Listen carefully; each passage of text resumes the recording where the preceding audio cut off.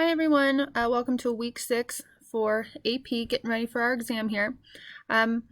Just wanted to kind of put this on your radar for the following weeks, not this week. We're kind of being asked to give you guys a mock exam, basically on AP Classroom, so you can practice what it's going to be like to upload your response for the rhetorical analysis essay. So that might be coming next week or the week after. The week after that, I believe we're kind of supposed to be wrapped up, but we may have to extend our year a little bit so you guys can get that practice. I have some emails and some texts out about that, so I'll update you on that next week. Just be prepared. So in preparing for that, I have an assignment for you from AP Classroom. And so this is in Schoology, but you'll just click on the link. Okay. It'll be assigned to you. It won't look exactly like this. Okay, so once again, it's a rhetorical analysis piece, okay? Now, the assignment is to write a well-developed essay and analyze the rhetorical strategies, but I actually don't want you to do that in your response, okay? I'm going to lighten your load just a little bit this week because you guys have been doing a lot of essay writing. I want you to practice the skill of rhetorical analysis, and so in that, I want you to create a thesis statement for this piece. And let's look at his prompt here. You can't see everything on the screen. I'll try to move this a little bit.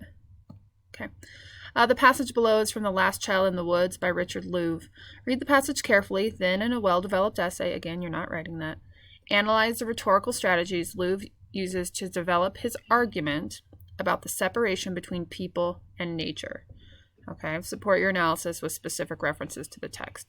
So I want you to answer, first, all I really want you to do is write a thesis, okay, answering that question after you read and kind of think about what his argument is in this piece, okay, and it's pretty short. Then I want you to make a list in your response of some rhetorical strategies that he is employing to get his point across that you would analyze if you were to write a full essay. And you can just make a list, okay? And then for 3 of those strategies that you list, there should be way more than 3 that you list, I'd like you to just provide like a 2 to 5 word quote, the one that you would pick, okay? You're not analyzing it. You're not telling me why it matches your purpose. You're just practicing pulling strategies, pulling short quotes that you would embed into your sentences, and that's all I'm asking you to do this week, okay? So again, just refamiliarizing yourself with common strategies and what authors are doing to be convincing. I want you to avoid the words ethos, pathos, and logos. Those are very unsophisticated. I'd rather you say appeals to emotion, appeals to logic through providing statistics or data, or appeals to the emotion by using the word evil, which was a really popular one in the Gandhi essay. Is he listing things? Is he providing examples? Is he creating a picture or creating a narrative or describing a time? What is he doing to be convincing about whatever you think his argument is about separation between people and nature? Okay?